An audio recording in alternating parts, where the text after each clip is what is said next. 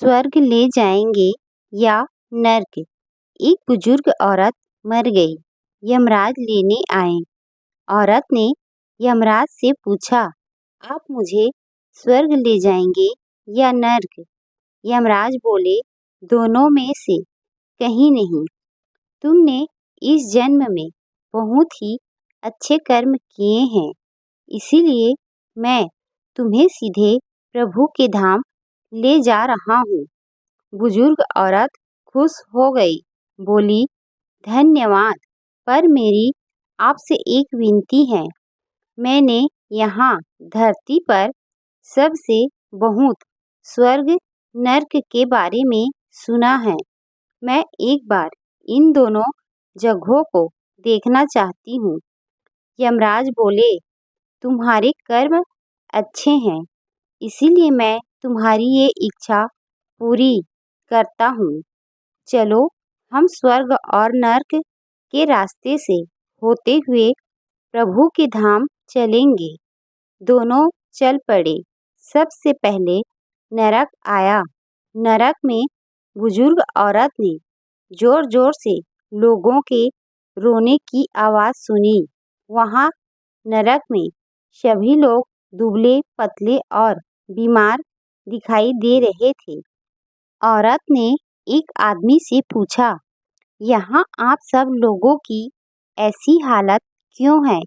आदमी बोला, तो और कैसी हालत होगी?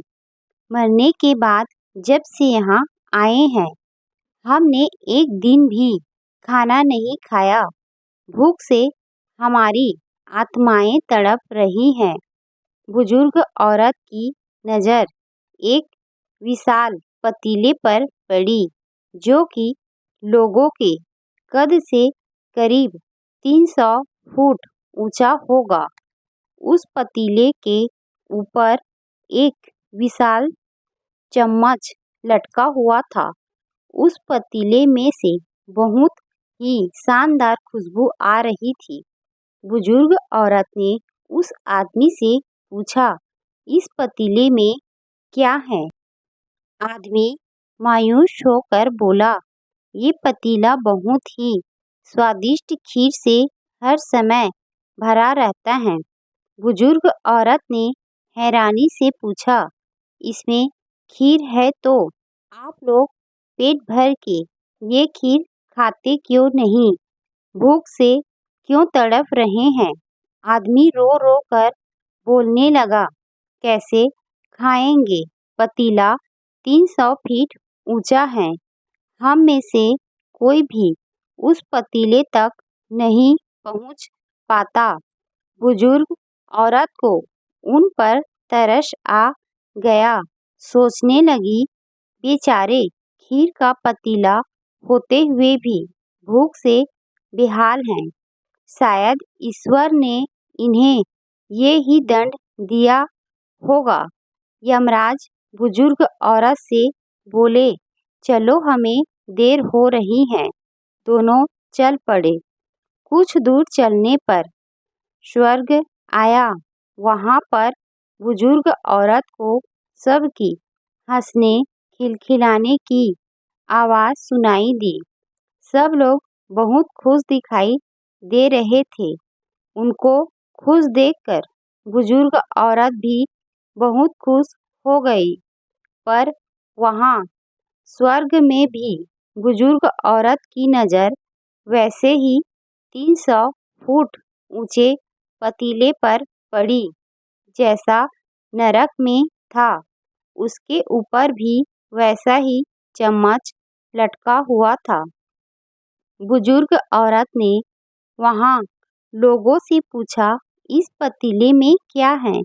स्वर्ग के लोग बोले कि इसमें बहुत स्वादिष्ट खीर है। बुजुर्ग औरत हैरान हो गई। उनसे बोली, पर ये पतीला तो 300 फीट ऊंचा है। आप लोग तो इस तक पहुँच ही नहीं पाते होंगे। उस हिसाब से तो आप लोगों को खाना मिलता ही नहीं होगा। आप लोग भूख से बेहाल होंगे। पर मुझे तो आप सभी इतने खुश लग रहे हो, ऐसे कैसे? लोग बोले, हम तो सभी लोग इस पतीले में से पेट भर के खीर खाते हैं। औरत बोली, पर कैसे? पतीला तो बहुत ऊंचा है। लोग बोले, तो क्या हो गया, पतीला ऊंचा है तो यहाँ पर कितने सारे पेड़ हैं। ईश्वर ने ये पेड़ पौधे, नदी, झरने हम मनुष्यों के उपयोग के लिए तो बनाई है। हमने इन पेड़ों की लकड़ी ली, इसको काटा, फिर लकड़ियों के टुकड़ों को जोड़ के विशाल सीढ़ी का निर्माण किया। उस लकड़ी की सीढ़ी के सहारे हम पतीले तक पहुँचते हैं और सब मिलकर खीर का आनंद लेते हैं।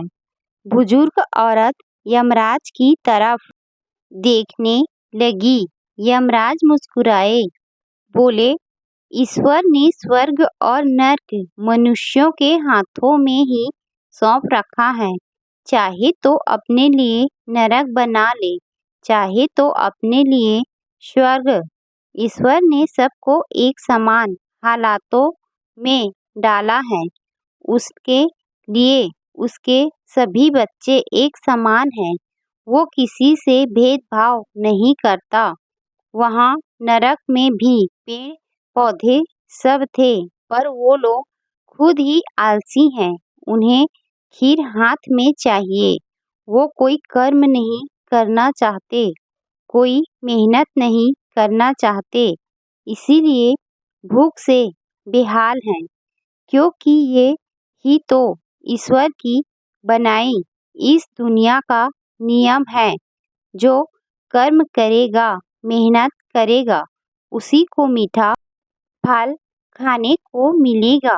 दोस्तों, ये ही आज का सुविचार है। स्वर्ग और नरक आपके हाथ में है। मेहनत करें, अच्छे कर्म करें और अपने जीवन को स्वर्ग बनाएं।